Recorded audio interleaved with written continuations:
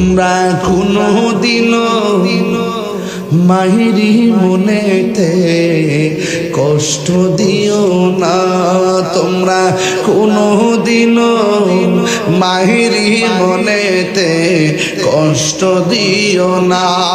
ওরে মা বাবার মনে দুঃখ দিলে আল্লাহ জি সহে না, তোমরা কোনো দিনও মাহিরি মনেতে কষ্ট দিও না। কষ্ট দন যাইব? আমার যদি আপনারা 1 মিনিটের জন্য ভালোবাসা থাকেন, আজকে ওয়াদা করেন যতদিন বাচ্চা থাকবো মা বাপের মনে কোনোদিন কষ্ট দেব। এখন প্রশ্ন হলো, হুজুর প্রতি বছর ঈদগার সময় যাওয়ার সময় মা বাপরে সালাম করে যাইতাম, এবার তো মা বাপরে সালাম করতে পারতাম না, মা বাপ তো কবরে গেছে গা, এখন কিতা করতাম?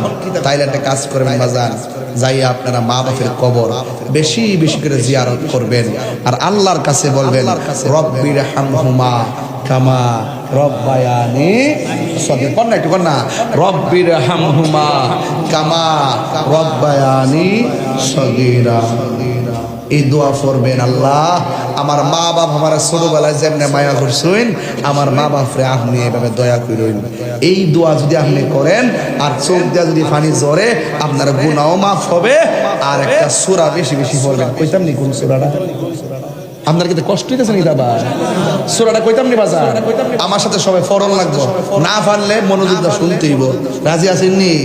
আমার সাথে পড়েন, কুল হুয়াল্লাহু আহাদ আল্লাহুস সামাদ লাম ইয়ালিদ ওয়া লাম ইউলাদ ওয়া লাম ইয়াকুল লাহু কুফুয়ান আহাদ। সবাই আবার পড়া লাগবে, কুল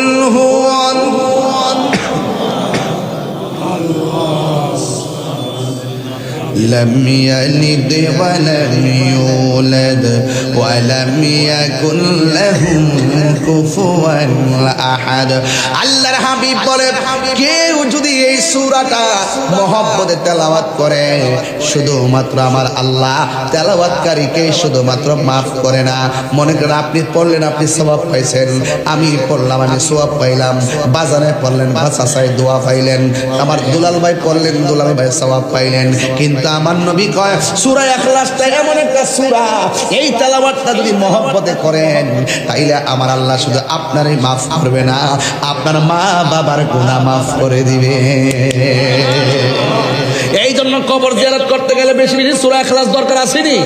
অনেকে দলিল পায় না, এই জন্য বুঝাই দিয়ে দিতেছি। এই জন্য সূরা ইখলাস বেশি বেশি করবেন। আপনি মারা গেলে আপনার জানাজায় আপনার ভাই যাইতে পারে, আপনার চাচা যাইতে পারে, আপনার দাদা যাইতে পারে, দাদা যাইতে পারে, নানা যাইতে পারে, প্রতিবেশী যাইতে পারে। আপনি যখন আপনি যখন মারা যাবেন, আপনার কবরের পাশে যাওয়ার পর অনেকে দাঁড়াবে, আপনার জানাজার ময়দানে হাজার হাজার মানুষ আসবে। আমার নবী আপনার নবী বলেন, কেউ যদি সূরা ইখলাসটা সুন্দর করে মহব্বতে তেলাওয়াত করে, আমার নবী আপনার নবী বলেন এই মহব্বতে তেলাওয়াত করার কারণে এই তেলাওয়াতকারী যদি কোনো একদিন মারা যায়, যেমন আপনি যদি সূরা ইখলাসটারে মহব্বত করেন, কুল হুয়াল্লাহরে মহব্বত করেন, আর আপনি যদি কোনোদিন মারা যান, আমার নবী বলেন যারা কুল হুয়াল্লাহকে বেশি বেশি মহব্বত করে, বেশি বেশি তেলাওয়াত করে, সে মারা যাওয়ার পরে তার জানাজায় শুধুমাত্র আত্মীয় স্বজন যাবে না, তার জানাজার মধ্যে আসমান থেকে হযরতে জিবরাইল আর মিকাইল হাজির হয়ে যাবে।